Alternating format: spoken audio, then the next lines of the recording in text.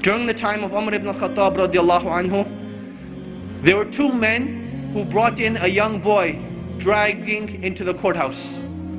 So Umar ibn al-Khattab radiallahu anhu, he asks him, what is this? What is going on? Why are you dragging him into the courthouse? They say, this boy, he killed our father. Umar ibn al-Khattab, he asks him, did you really kill their father? The boy says, yes, I did kill their father, but it was by accident. My camel, it used to tread on their property. So one day, their father took a rock and hit the camel in the eye. And I saw the camel suffering, and it made me furious and aggravated. So I took a rock and I threw it at the father. It hit him in the head and he died. So Umar ibn al-Khattab radiallahu anhu, he asks the two brothers, will you forgive this young boy for this accident? They say, no, we want qisas, we want retribution. So Umar ibn al-Khattab radiallahu anhu, he asks the young boy, do you have any last words, any last wishes, any last requests? And the young boy says, yes. My father passed away and I have a younger brother. And my father left some money behind for my younger brother. I would like 3 days to go and retrieve this wealth from a hidden place so that I can make sure my brother gets it when I die and pass away. So Umar ibn al-Khattab, he thinks this boy is making up the story. He's like, boy, what are you talking about? What wealth, what father, what young brother? The young boy, he says, trust me. Umar ibn al-Khattab, he says, okay, I will trust you, but find a guarantor for you. Someone who will guarantee that you will come back. The young boy, he looks around, there's a packed courthouse. Will someone not help me today?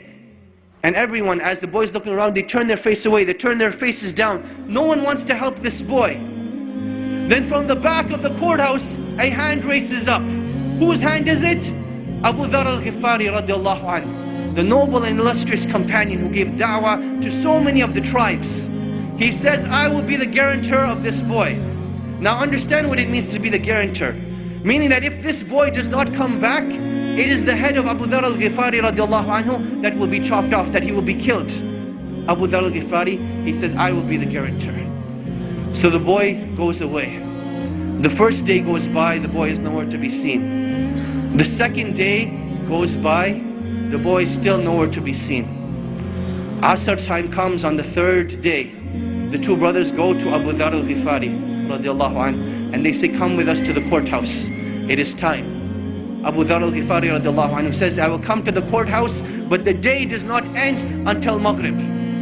So now Abu Dhar al-Ghifari is walking through Medina with these two brothers. They're going to the courthouse. And the people of Medina are following behind them, all getting to the courthouse to see what is going to happen. It is now the talk of the town. You can imagine, minutes are going by, the courthouse is filling up, the anxiety is building up. Will Abu Dhar al-Ghifari have his life sacrificed for the mistake of a boy? And literally minutes before the adhan of Salatul Maghrib, the boy rushes in. People are now shouting, they're happy, they're wondering what's going to happen, will everyone be forgiven, will everyone be happy, what's going to happen? So the boy comes in, the adhan for Maghrib hasn't gone. Umar ibn al-Khattab radiallahu anhu, he asks the boy, oh boy, why did you come back? I did not send a spy behind you, I did not send anyone to follow you. What made you come back? He said that I did not want anyone to say that a Muslim gave his word and did not fulfill it. So I came back. Umar ibn al-Khattab, he turns to Abu Dhar and he says, oh Abu Dhar, what made you want to be the guarantor of this boy? He says, I saw a Muslim in need and I did not want anyone to ever say that a Muslim was in need and no one was there to help him. So I raised my hand to be his guarantor.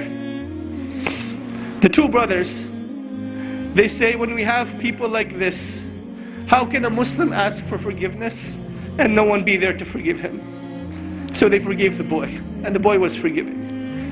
This was the legacy of Islam. This was the code of conduct. This is why during the Khilaf of Umar ibn al-Khattab, they were able to reach the border of China all the way to the south of France.